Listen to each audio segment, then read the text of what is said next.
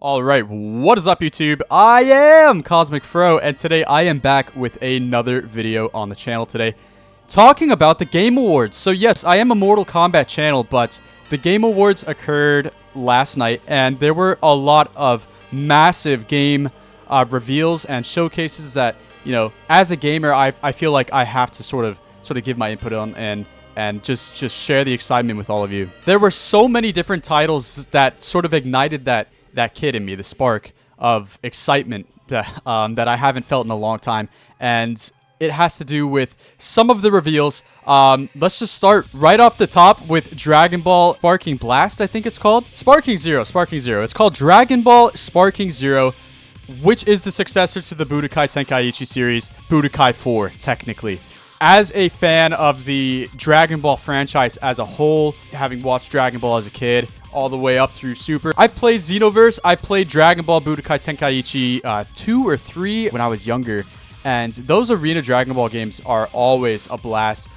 You know, having played Naruto Storm, seeing this Dragon Ball Budokai 4, it gives me the arena, the high quality arena fighting vibes that we've been looking for a long time. It looks so good. And I am so excited to play a new Dragon Ball game soon. I don't even know what to say. It's gonna be so fun playing a casual fighting game again, you know, just having a good time with friends and going over 9,000. You know, I'm so excited for Dragon Ball Budokai Tenkaichi 4, Sparking Zero, whatever you want to call it. Really looking forward to it. Now, one of the craziest things that came out of this showcase was the resurrection of SEGA. SEGA is back. SEGA dropped a new trailer. We're getting everything that we've been asking for. SEGA fans have been asking for a long time. Now, I'm 23 years old, right? So a lot of these games, I was very young when these dropped. Jet Set Radio and Crazy Taxi are the only ones I'm really familiar with of the list, but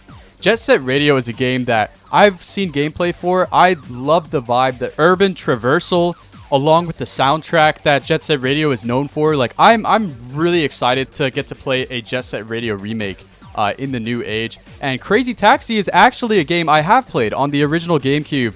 I remember playing Crazy Taxi with my cousin at my grandma's house as a kid, and yeah, it's addicting, you know, trying to get the best time in Crazy Taxi. I'm so excited to see this this rebirth of SEGA here at the Game Awards, just bringing back all of the love. Now, I'm a Sonic Riders fan through and through. I'm going to say it again. Sonic Riders is my favorite SEGA game. Mario Kart, you know, is Nintendo's thing, but Sonic Riders was a lot more fun than Mario Kart, in my opinion, back in the day. If you know, you know, right? The soundtrack of Sonic Riders and the stages, the way you sort of get around the environment, the shortcuts and stuff. Sonic Riders, they just need to bring it back, guys. Yeah, that's all I have to say about that. The next game I'm going to bring up that's been on my radar and is a game I'm really excited for because it's coming out in March, is Rise of the Ronin, coming from Team Ninja, the creators of Nioh and Ninja Gaiden. I am loving what I'm seeing. It's a Japanese RPG centered around a Ronin, and you're going to travel the environment. It looks very Assassin's Creed, but in combat, it looks almost like a slasher, sort of like Ninja Gaiden. And I assume you'll be able to upgrade your skills, much like, you know, other combat RPGs, to fit different playstyles. And I'm really excited to play this on my PlayStation 5 in March. That's all I really have to say. I'll just have to play the game to, you know, give my review. I hope the story's great, and yeah, Rise of the Ronin is looking fantastic. It looks so good. Now, this other game, Light No Fire, this is coming from the people that created No Man's Sky, and it's pitched to be a world much like No Man's Sky, how space is huge and you're able to craft and traverse to any planet. It's marketed as this, but on Earth in a fantasy setting. So you're going to be able to travel the Earth in this sort of more mystical setting. Mountains look huge. You're able to ride dragons and build communities, and it looks really cool. It wasn't really my cup of tea with the sci-fi, traveling, you know, through the planets and stuff. That wasn't like my dream, but in the fantasy setting, you know, I think that's really cool. You know, sword battling and stuff like that. That's my kind of thing. So I could be into Light No Fire, and you know, it really gives me Valheim vibes. You know, if you liked Valheim, I think this game might be sort of on your radar as it is for me. So really looking forward to Light No Fire and what they do with that game.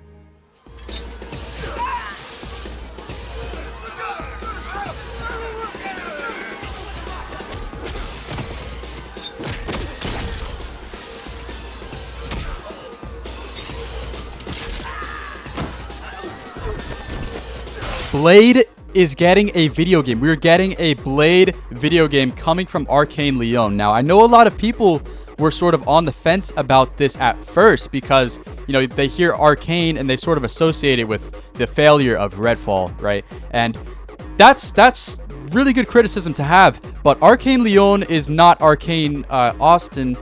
As good as Arcane Austin is with Prey, right? We can't just say Arcane Austin, they messed up it with Redfall. You know, they're not going to do any good in the future. You know, I don't want to give that sort of bad vibe to Arcane Austin. You know, all respect given to devs where it's due, but Redfall was a failure, right? Arcane Leon, they're known for Dishonored 2 and Deathloop, right? Which were good games. Deathloop, with the exception to the AI being pretty terrible, right? I think we can trust Arcane Leon here with a third-person Blade game. It is confirmed to be a third-person Blade action game for Bethesda and Arcane Leon. Arcane Leon's first third-person game, and the art style looks amazing. I cannot wait to see what they come out with for Blade, as Blade is one of my childhood movie. He's a legend. You know, Wesley Snipes, watching all the Blade movies back when we were kids, the nightclub scene at the start. That's all you need to see to understand, right? So yeah, if you're a Blade fan, you're excited. I'm expecting to see. I don't necessarily know what to expect. I know Spider-Man and Arkham have really good combat there, but I'm not really sure what to expect combat-wise for Blade. I would really like to see Blade with the art style that Arcane Leon is known for take inspiration from Sifu. You know, having a sort of system like Sifu where combat, depending on the low, the high, you're able to counter in different ways and interact with the environment in different ways. I think Blade would be really, really cool if they sort of took inspiration from Sifu and what they did over there. Yeah, that's all I really have to say. I really hope it's a high-paced, high-action game like Arkham and Spider-Man, but in its own way. MechaBreak. MechaBreak looks crazy. I am a Gundam fan through and through. I have Gundams, you know, I have a few Gundams in my room, and I got the Armored Core sort of collector's edition, right? So I'm a mech fan, right? I love mechs, and Gundam, or MechaBreak, not Gundam Break, MechaBreak is looking like a Gundam game successor that I'm not sure if it's a PvP game, PvE game, what kind of game this is going to be, but the art style hits it on the nail for Gundam fans around the world, and I can't wait to play it. You know, there's supposedly an alpha test coming soon. I just hope the gameplay is fun, it isn't super repetitive, and it's interactive. You know, we're not just hacking and slashing through this. I hope there's different ways to fly about. It looks, from the gameplay footage we saw, we have some bullet hell here, like Armored Core, and it looks really, really fun. So I'm looking forward to MechaBreak here, and I hope there is sort of a PvP mode. Yeah, don't know really what to expect, but it looks really, really cool. And then finally, to close the show, before they revealed, you know, Baldur's Gate to be Game of the Year, which was well deserved. You know, congratulations to Baldur's Gate 3. I haven't played it, but I've seen everything across the internet. You go anywhere on the internet, you're going to see Baldur's Gate gameplay, funny moments, and you know, it is a sin I haven't played the game yet, but you know, I'm a Mortal Kombat you know, content creator and player through and through. So I haven't gotten the chance to play Baldur's Gate yet. There's also Spider-Man 2 on the list, and Ragnarok, which I still haven't played. So I got a lot of games on the list, but yeah, Baldur's Gate, deserving win there. Right before the Baldur's Gate reveal there, we got Monster Hunter Wilds, the next Monster Hunter game, successor to Rise, I believe, but the next AAA one for every platform like Worlds was. Monster Hunter Wilds is looking to be incredible. It just showed a sort of gameplay traversal trailer on some new beasts that you're able to ride and, you know, sort of traverse the environment. It looks very open world, much like Monster Hunter Worlds was, even more so than Worlds. You know, Worlds is sort of condensed areas. I wonder if Wilds is going to be, you know, fully open world. So we'll just have to wait and see for that. But Monster Hunter Wilds looks incredible. I can't wait to play it. And Monster Hunter fans around the world, we're just ready to grind. We're ready to invest in our gear. We're ready to gain skill with the weapons, see what sort of new moves we have, and band up with our friends. That's all we're really looking forward to. We're going to hunt the monsters, and we're going to unleash, go full anime on these monsters. It's going to be incredible. I can't wait to play Monster Hunter Wilds. That's going to do it for the video, guys. The Game Awards was incredible this year. If you guys haven't watched it, there's probably trailers everywhere on YouTube. I just suggest you watch the Game Awards. You know, I really do enjoy covering, you know, gaming content aside from Mortal Kombat. So if you guys did enjoy, leave a like, comment, and subscribe. All of the comments you guys give me, all of the support you guys give me, we're almost at 500. And, you know, every time you guys comment, everything, I can't say thanks enough.